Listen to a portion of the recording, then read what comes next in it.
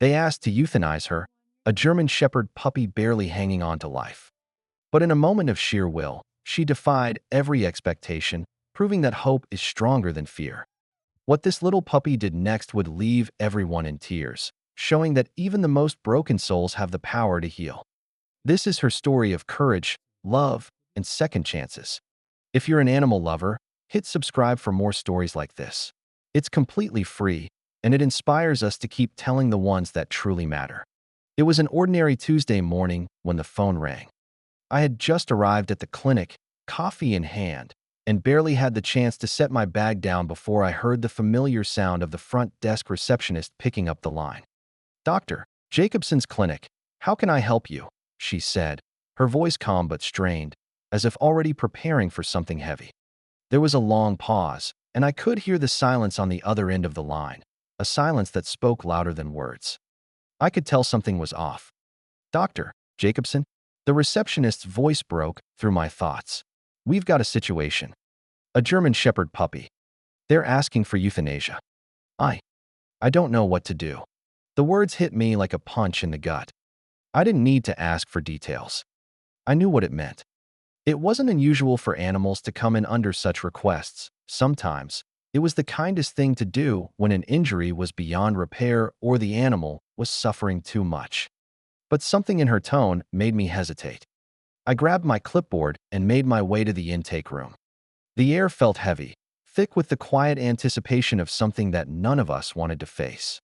When I stepped inside, there she was, a tiny ball of fur with pleading eyes that seemed to have seen more than a puppy her age ever should. She was lying on the cold metal table, her body still, her eyes wide open but unseeing, as if she was already preparing herself for the worst.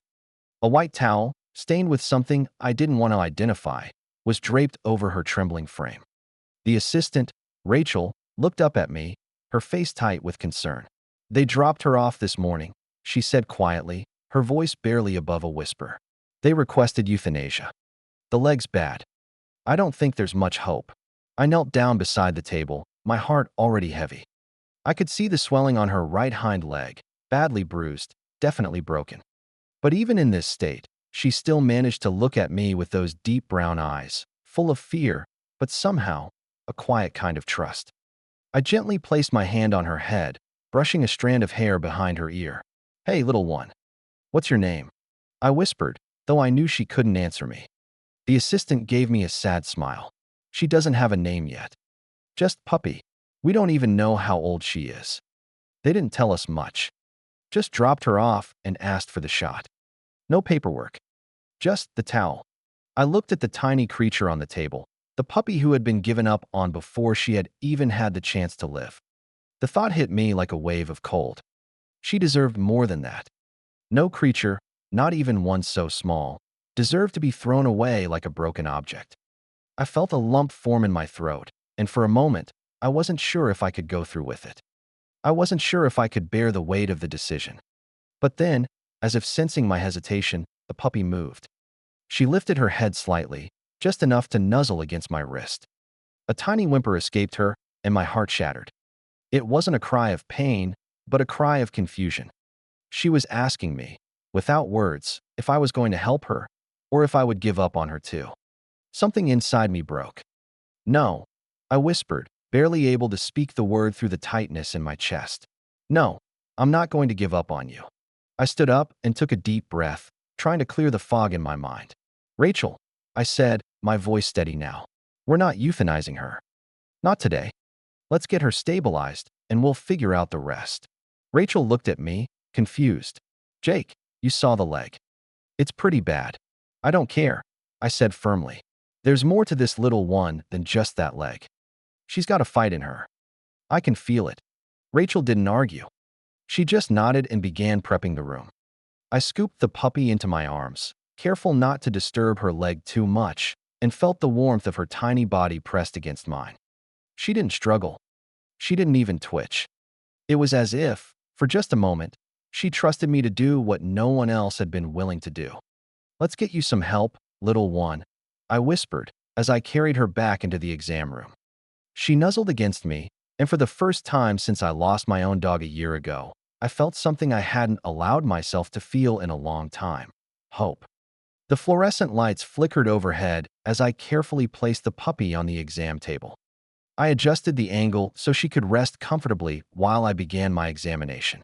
Her leg was still swollen, but there was something else, the look in her eyes. Despite the pain she must have been in, she never cried, never whimpered. She just gazed at me with a mix of confusion and trust, her big brown eyes pleading for a second chance. I couldn't ignore the nagging feeling that something was off. How could anyone walk away from a creature so full of life, even in such a broken state? It didn't make sense. Rachel, who had followed me into the exam room, adjusted the lights and handed me a pair of gloves. She doesn't have any history on file, Jake.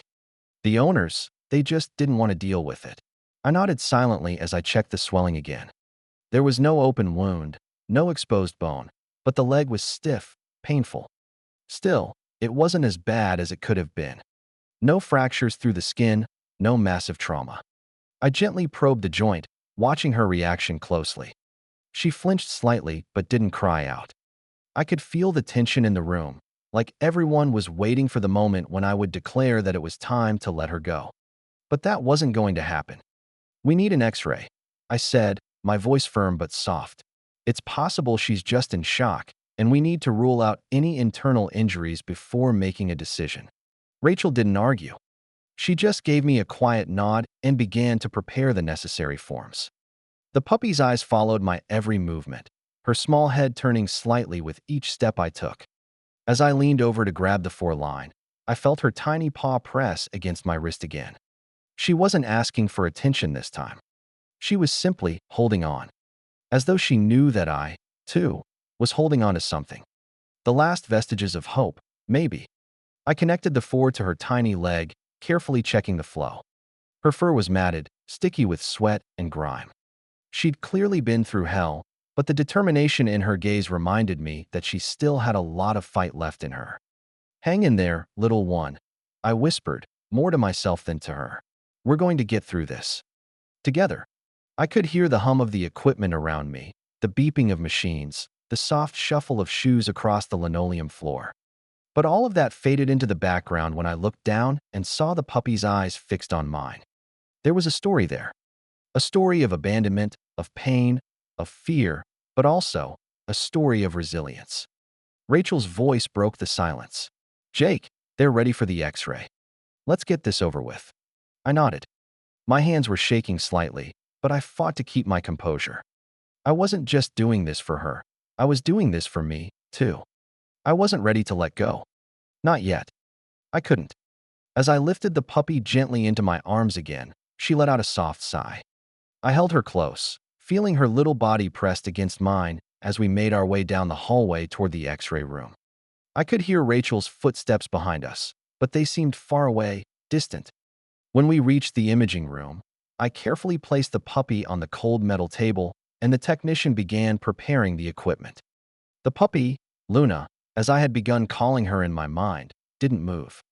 She lay there, still and quiet, her eyes half closed as if the pain had already become a part of her. But I could feel the tension in her, the exhaustion, the quiet hope that she would survive this. The technician set the X-ray machine in place, and the room filled with the low hum of the machine working its magic. Luna lay perfectly still, her breathing shallow but steady. I stood there, watching, praying that this wasn't the end for her. When the images finally appeared on the monitor, I exhaled. For a moment, I wasn't sure what I was seeing. The fracture was minor, nothing that couldn't heal with time and care. But there was more than just a broken leg. There was a story in those images. A story of survival, of strength. No pelvic damage, no internal bleeding. The technician said, scrolling through the images. Just the leg. "It's going to take time, but she'll recover." I felt a wave of relief wash over me, but it was quickly followed by a surge of anger. How could someone look at this beautiful little soul and just give up on her? How could they ask for her life to be ended over something so treatable? I turned to the technician. "We're not euthanizing her. We're going to do everything we can to save her." The technician raised an eyebrow but didn't argue. I didn't need permission. This was my decision now. And no matter how difficult it would be, I wasn't walking away. Back in the exam room, I held Luna in my arms again, her little body still so fragile against my chest. Her eyes met mine, and in that moment, I knew I couldn't let her go. Not yet. Not ever. I'll be here with you, I whispered. We'll fight this together. And I meant it. The days that followed felt like an eternity. Luna's condition fluctuated, but each time I thought she was getting better, another setback would come. Her body was fighting, but it wasn't giving up easily. The infection was stubborn, gnawing at her from the inside, but she was just as stubborn. I'd watch her from my desk late into the night, making sure her foreline was intact, adjusting the fluids, checking her temperature every hour. She was so small, so fragile, and yet, every time she stirred, every time she opened her eyes and looked at me, I felt a flicker of something in my chest. Hope. Hope that she would make it. Hope that she would fight, like I was fighting, for a future. It wasn't just her leg that needed healing. It was everything. Her trust, her heart, her spirit, all of it was shattered. But somehow, every time I looked into her eyes, I saw a flicker of life, a spark that told me she wasn't ready to give up. Not yet. One night, around midnight, I was sitting by her side, her little body curled up under a soft blanket, her breathing shallow but steady. The fluorescent lights hummed overhead, and the clinic was eerily quiet, save for the sound of Luna's breathing and the occasional rustle of the air conditioning. It was in that silence that I realized how much she had already changed me. 2 years ago, I had buried my dog, Suddy. She had been with me through everything, the good, the bad, the losses. When she passed, I thought I'd never love another dog again. I couldn't bear the thought of going through that pain, that grief, again. So I built walls around myself. Walls that kept everyone out. Especially dogs. Especially those who could break my heart. But Luna, she had slipped through those walls, quiet as a whisper, soft as a prayer. And now, here she was, still fighting, still breathing, still choosing to trust me. I leaned over and gently stroked her fur. It felt so strange, so real, to feel her warm body under my hand. I hadn't realized how much I missed the sensation until that very moment. She stirred, her ears twitching, and slowly, her eyes opened. The look she gave me was different now. It wasn't the frightened, confused gaze of the broken puppy I'd first met. It was softer, calmer, more trusting. And in those eyes, I saw it. The beginning of a bond. I whispered her name. Luna. Her tail twitched, just slightly. Not a full wag, but enough to let me know she heard me. Are you ready to fight, Luna? I asked, more to myself than to her. And then, for the first time in days, she shifted her weight and let out a soft sigh. It was a small thing, barely noticeable, but to me, it was a miracle. The next morning, when I came in to check on her, she was still in the same spot, but there was something different about her. Her breathing wasn't as shallow. Her eyes were clearer. And when I touched her leg, she didn't flinch as much. I couldn't believe it. Luna, the puppy who had been so close to death, was showing signs of improvement. She was getting better. I wasn't sure what had shifted, whether it was the medication, the constant care, or simply Luna's own will to survive, but in that moment, I realized that we had crossed a threshold. She was healing. Slowly, surely, she was healing. I sat by her side, watching her as she rested. The quiet of the clinic was comforting in its own way. But I knew that this wasn't just about treating her physical injuries anymore. This was about something deeper. It was about saving a soul that had been abandoned, discarded, left to die. And in return, she was saving me. Every time I looked at her, I saw more than just a puppy. I saw hope. I saw resilience. I saw the quiet strength that came from surviving the worst of things and still choosing to trust, to love, to fight. It was in those moments, sitting beside her, that I realized just how much I had underestimated her. Luna wasn't just a puppy that needed saving. She was a little warrior, one who had fought to survive, and now, she was teaching me how to fight, too. But I couldn't do it alone. Luna needed more than just medical care. She needed a family. She needed a place where she could heal fully, where she could run, play, and be loved without fear. I had to make a decision. I looked down at her sleeping form, her chest rising and falling with steady breaths, and I knew what I had to do. Luna had fought for her life. Now, it was my turn to fight for hers. The decision was made. I couldn't let Luna go. Not to anyone else. Not after everything we had shared in those fragile moments between life and death. She wasn't just a dog anymore. She was a piece of my soul, a thread woven through the fabric of my own healing. I had promised her that I wouldn't let go, and I meant it.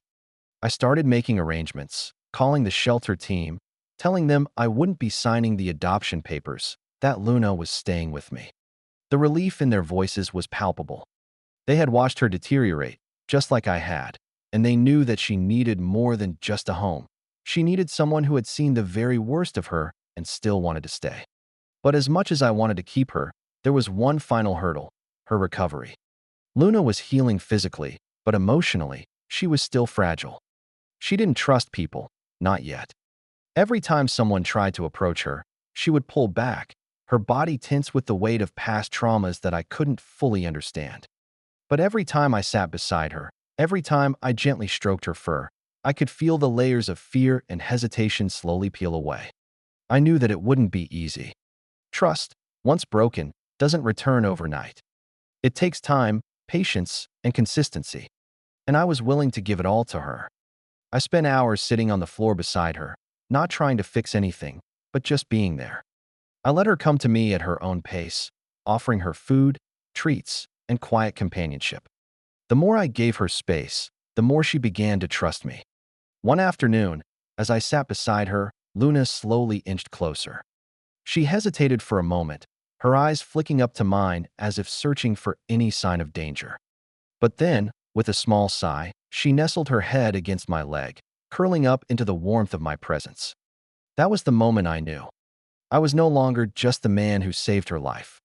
I was her person. In the weeks that followed, Luna's progress was nothing short of miraculous. She began walking again, though her limp remained for a while. But it wasn't just the physical healing that astonished me. It was her spirit. The puppy who had been abandoned, who had been handed over for euthanasia, was now learning how to trust again, how to love, how to live. But there was still work to be done. There were still the quiet moments when she'd retreat, when the weight of her past would catch up with her. The times when she'd look at me, those ancient eyes filled with a sadness that no puppy should ever know. It was during those moments that I realized just how much healing I had to do, too. I was still mourning Suddy. Her loss was a wound that had never fully healed, a scar that I had carried for far too long. And now, with Luna in my life, I was forced to face it. The walls I had built around myself, walls that had kept me from fully opening my heart to another dog, were crumbling. But it wasn't just Luna who was healing me. It was the love I had for her, the unconditional trust she placed in me, that was helping me rediscover the ability to feel, to hope, to love again. The mornings grew brighter. Luna's leg, though still healing, became stronger with each passing day. She started playing in the yard, chasing after the few toys I had bought her, and even running with a slight bounce in her step. It wasn't perfect, but it was enough. It was more than enough. But the real turning point came when I noticed something I had never expected. One afternoon, a week before the shelter's adoption event, Luna walked into the clinic lobby. She was no longer the broken puppy I had taken in. She was strong, confident, and beautiful. Her coat shone, her eyes sparkled, and she walked with a grace that made her seem like a different dog entirely. She approached the intake area, where the newest batch of dogs were huddled together, all eyes wide with fear. Luna didn't bark, didn't growl. She simply walked over to the smallest one, a tiny, trembling pit bull puppy, and sat next to him. The little pit bull seemed to relax almost immediately, its body unwinding from the stiff posture of fear. It was like magic. Luna didn't need to do anything other than exist. Her presence alone had a calming effect. I watched from the doorway, tears welling in my eyes. It wasn't just that she had healed, it was that she was becoming something even greater than herself. She was becoming a healer, a guide, a source of strength for others who had gone through what she had. And that, more than anything, moved me in ways I couldn't explain. By the time the adoption event arrived, Luna was no longer the puppy who had been abandoned. She was the dog who had fought to survive, the dog who had saved herself, and now, the dog who was saving others. The young couple arrived right on time. the man and woman who had initially shown interest in adopting her. They smiled as they walked through the door, their eyes searching for Luna. I felt my heart race. I had known this moment was coming, but I hadn't prepared myself for how it would feel. The couple approached Luna, and she rose to meet them, tail wagging gently. They knelt down to pet her, and for the first time, I saw Luna respond without hesitation. She allowed them to stroke her fur, and for a moment, I thought she might leave with them. But then she turned. Slowly, deliberately, she walked back to me and sat at my feet. I wasn't sure if they had seen what I had seen, but the moment she chose me, I knew she wasn't ready to leave. She had found her place, her home, and it was with me. The next morning, I woke up to Luna's warm, familiar presence curled up beside me on the couch. Her body was relaxed, her breathing steady, a picture of peace. In those early moments of the day, when the world was still quiet and full of possibility, I couldn't help but reflect on how far we'd come. Luna had gone from a frightened, broken puppy to a strong, confident dog, and I had gone from a man who didn't believe in second chances to someone who was starting to trust life again. There was a new understanding between us now, an unspoken bond that needed no words. She was my companion, my protector, my healing force. And I was hers. We had both been saved, her by me and me by her. We had learned to navigate the world side by side, each step bringing us closer to something more meaningful, more alive. But it wasn't just about the two of us anymore. The other dogs in the shelter, those who had not yet found their forever homes, had begun to change, too. Luna's transformation had become a beacon of hope for the other animals. Her strength, her courage, and her resilience served as a reminder that even the darkest beginnings could lead to the brightest futures. The shelter workers often said that Luna had started something special. They would joke that the Luna effect had taken hold. Every dog that came into the shelter after her was showing remarkable improvements. They were more confident, more open to human interaction. Some even began to find their forever homes faster than expected. I knew that Luna was a miracle. Not just because she had survived when so many had written her off, but because she had become the light that others could follow. She wasn't just a survivor. She was a teacher, a guide to others who were still lost, still searching for love and hope. And as Luna grew stronger, I began to recognize something in myself, too. The man who had once walked through life with walls built high and thick, afraid to love, to care, to be vulnerable, he was slowly starting to let those walls crumble. I didn't need to be afraid anymore. The love I had for Luna was pure, unguarded, and it had shown me that real healing comes when we allow ourselves to feel, to trust, to embrace life fully. It was strange to think about how much my life had changed in such a short time. Just a few months ago, I was drowning in grief, unable to see beyond the sorrow. But now, I had a reason to smile, a reason to wake up every morning and face the world with hope. And that reason was Luna. That afternoon, we took our usual walk to the park. Luna trotted happily beside me, her tail wagging, her limp almost gone. She was still a little slower than she should have been, but that didn't stop her from trying to run, to chase the birds that flew overhead, or to meet the other dogs at the park. She was full of life, full of joy, and for the first time, I realized that I was, too. As we sat on a bench in the park, Luna resting her head on my lap, I couldn't help but think about how different my life had become. I had thought I was rescuing a puppy, but in reality, Luna had rescued me. She had shown me that love doesn't come with conditions. That even the most broken hearts can heal if they're given the right chance, the right love. I glanced down at her, and she gazed up at me with those soft, trusting eyes. There was no doubt in my mind. She was my family, and I was hers. Together, we had overcome the darkness. Together, we had found a way back to the light. The world around us felt different, brighter, filled with endless possibilities. I had once believed that the hardest moments of my life had defined me, that my past had chained me to pain and sorrow. But now, I saw it differently. My past didn't define me. It had shaped me, yes, but it hadn't broken me. And Luna, this little German Shepherd puppy, had reminded me that there was always room for a new beginning. I felt a sense of peace wash over me, something I hadn't known in years. There were still challenges ahead, no doubt. Luna's healing would continue, and my own would, too. But for the first time, I wasn't afraid. I wasn't alone. And I knew that, with Luna by my side, I could face anything that came my way. The journey wasn't over yet. But as Luna's tail wagged gently against my lap, I couldn't help but believe that, together, we would find the strength to face whatever was next. Because that's what love is. It's not about the past or the wounds we carry. It's about choosing to move forward, hand in paw, into the unknown, with hope in our hearts and the courage to start again. Time moved quickly, and before I knew it, Luna had been with me for nearly 6 months. It felt like she had always been part of my life. Her presence had become as natural as the rhythm of my breath. But despite everything we had been through together, I knew there was still more to be done. Luna wasn't just a dog anymore. She was a part of my soul, and together, we had built something unshakable. Yet, the world outside our bubble of healing and warmth was never as kind as we wished it to be. As I watched Luna grow stronger, I couldn't forget the other dogs in the shelter, those still waiting for their forever homes, still trembling in corners, still longing for someone to see them, just as I had seen Luna. One afternoon, I arrived at the shelter earlier than usual, carrying a cup of coffee and a bag of treats. The place was quieter than normal. Most of the volunteers had gone home, and only a few staff members remained, finishing up their last tasks of the day. I found Luna lying on the floor near the intake area, her eyes soft and content as she watched the hustle of the shelter. She looked up at me, tail thumping lightly against the floor, and I smiled, walking over to her. "Hey, girl," I murmured, kneeling down to pet her. She stretched out her neck to nudge my hand, and I gave her a soft, comforting scratch behind her ears.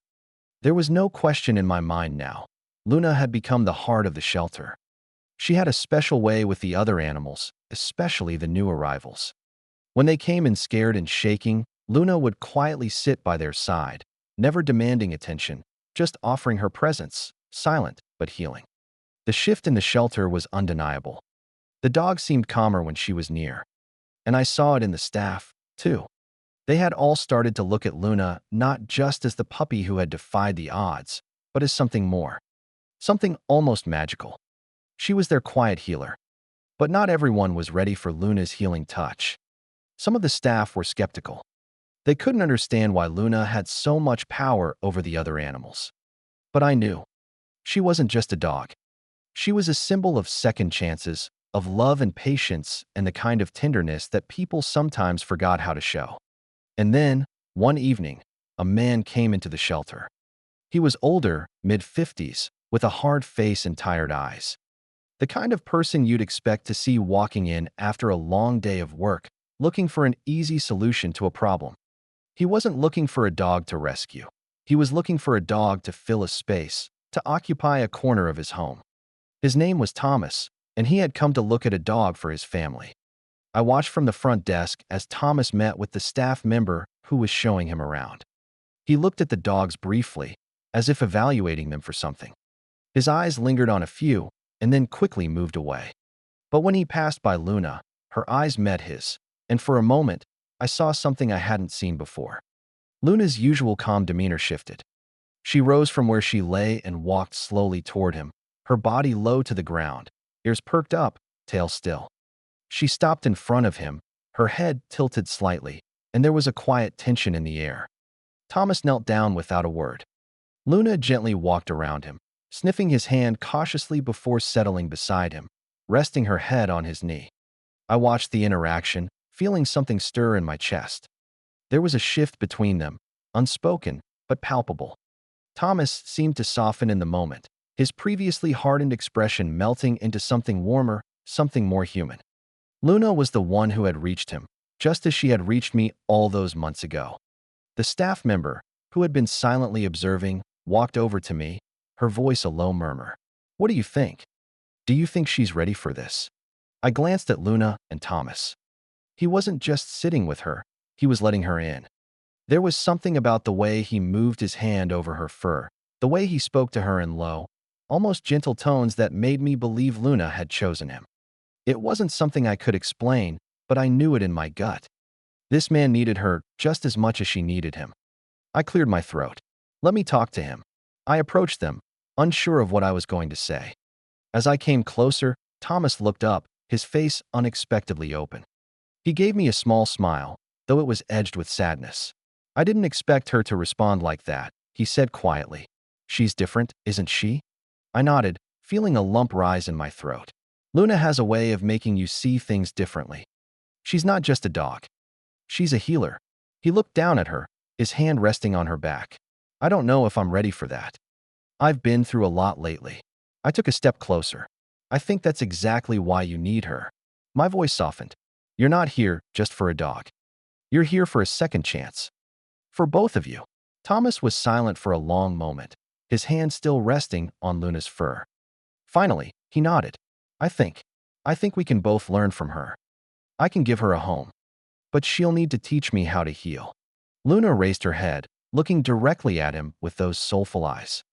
It was like she understood everything, and in that moment, I knew she had chosen him. There was no doubt in my mind. Luna had not only healed me, but she was ready to heal Thomas, too. Take her home, I said, my voice steady. But know that she'll be teaching you as much as you'll be teaching her. She's a special one, and she'll change your life. Thomas stood up slowly, gently lifting Luna into his arms. She didn't resist, simply laid her head on his shoulder as though it was the most natural thing in the world. It was as if they had always been meant to be together. As I watched them leave, a deep sense of peace washed over me. Luna had gone from being a broken puppy abandoned by the world to a beacon of healing, bringing light to everyone she met. And now, she was going to change another life, just as she had changed mine. I didn't need to look back at the shelter to know that Luna had left her mark there too.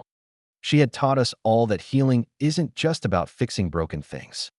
It's about learning to trust again, to love again, and to embrace the messy, beautiful process of becoming whole. Luna had given me back my faith and love, and now she would do the same for someone else. The circle of healing had come full circle. I could only hope that one day I could be as strong as she was, that I could carry the lessons she had taught me into the world. But for now, I stood there, watching her walk away, knowing that this was just the beginning of her journey, one where she would heal not only herself, but everyone she touched. And, for the first time in years, I felt a sense of peace, knowing that I had played a part in it.